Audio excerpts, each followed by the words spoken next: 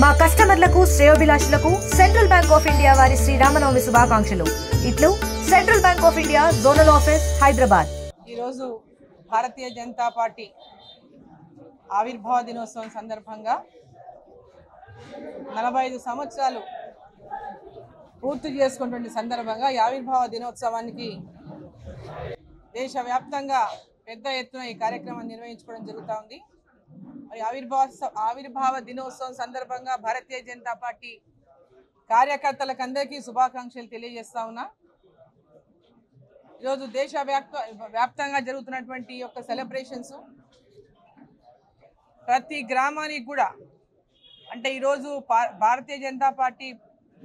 జిల్లా పార్టీ కార్యాలయాల్లో మండల పార్టీ కార్యాలయాల్లో ఈ యొక్క జెండా కార్యక్రమం ఆవిర్భావ దినోత్సవ కార్యక్రమాన్ని నిర్వహించుకుంటూ ప్రతి కార్యకర్త ఇంటి పైన కూడా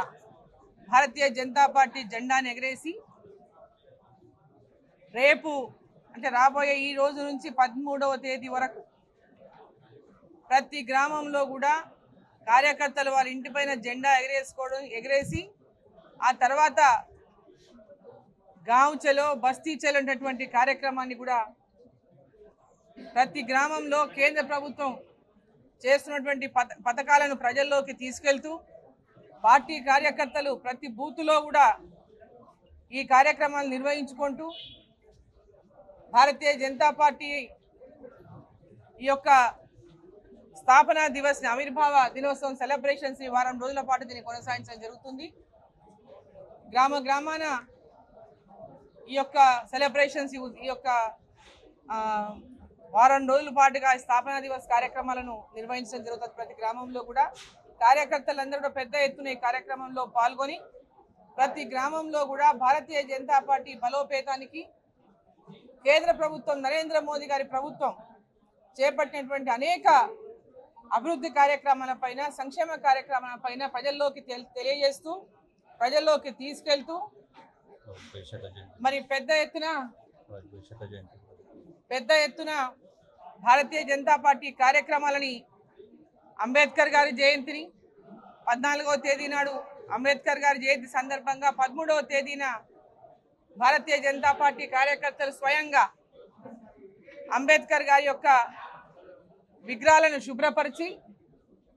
ఆ రోజు సాయంత్రం అంబేద్కర్ గారి యొక్క ఆశయాలను ముందుకు తీసుకెళ్ళడానికి వారి స్ఫూర్తిని నింపుకోవడానికి ఆ రోజు సాయంత్రం ప్రతి ఒక్క కార్యకర్త కూడా అంబేద్కర్ గారి యొక్క విగ్రహం దగ్గర దివ్వెలను వెలిగించి దీపాలను వెలిగించాలని చిన్న ర్యాలీలాగా చేయాలని అదేవిధంగా అన్ని ఎస్సీ వార్డుల్లో కూడా వాళ్ళతో మమేకమై కార్యక్రమాలని ఆ ఎస్సీ వార్డుల్లో కూడా నిర్వహిస్తూ వారితో కలిసి అనేక కార్యక్రమాలను కూడా భారతీయ జనతా పార్టీ ఈరోజు దేశవ్యాప్తంగా నిర్వహించడం జరుగుతూ ఉంది. ఇక్కడ కూడా మన జిల్లాలో కూడా ప్రతి కార్యకర్త ఈ కార్యక్రమాల్లో పాల్గొని పార్టీ ఇచ్చినటువంటి ఈ కార్యక్రమాలను అంతా కూడా క్షేత్రస్థాయికి తీసుకెళ్ళేటటువంటి విధంగా ముఖ్యమైనటువంటి వక్తలు కూడా ఈ కార్యక్రమాల్లో పాల్గొంటారు. ఆ వక్తలందరూ కూడా భారతీయ జనతా పార్టీ గురించి కానీ వాజ్పేయి గారు అదేవిధంగా నరేంద్ర మోదీ గారు అదేవిధంగా భారతీయ జనతా పార్టీ రోజు రోజుకు బలపడుతున్నటువంటి విషయాలను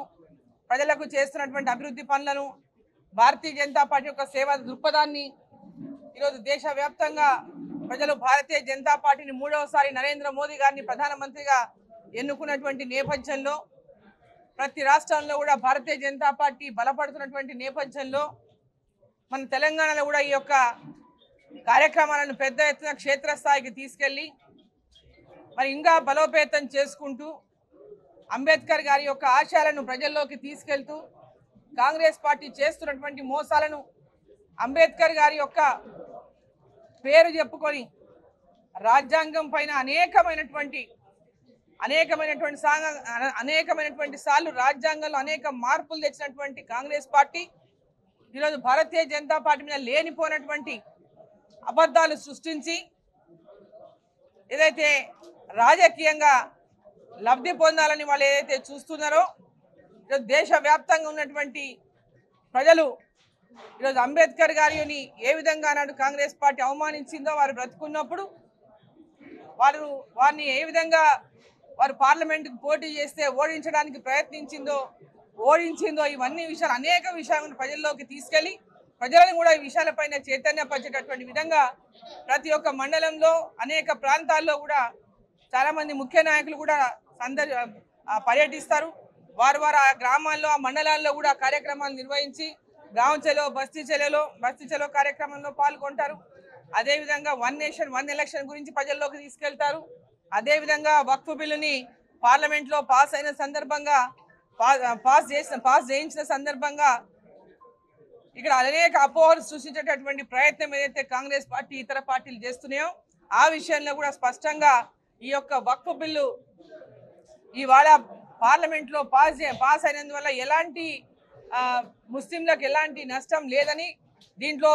కొందరు సృష్టిస్తున్నటువంటి అపోహల పైన కూడా పెద్ద ఎత్తున ప్రజల లోపల అవగాహన కలిగించినటువంటి విధంగా కూడా తీసుకెళ్ళడం జరుగుతుంది. మరి అంబేద్కర్ గారి యొక్క స్ఫూర్తితో మరి వారి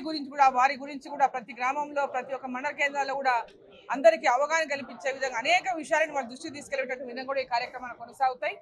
మరి ఈరోజు ఆవిర్భావ దినోత్సవం నుంచి ప్రారంభమైనటువంటి ఈ కార్యక్రమాలు ఈ నెల 25 వరకు కూడా కొనసాగుతాయని చెప్పి సందర్భంగా నేను తెలియదు. మరిన్ని వీడియోస్ కోసం ఛానల్ ని సబ్స్క్రైబ్ చేయండి. లేటెస్ట్ అప్డేట్స్ కోసం వాట్సాప్ ఛానల్ ని ఫాలో అవ్వండి. ఆ లింక్ డిస్క్రిప్షన్ లో ఉంది.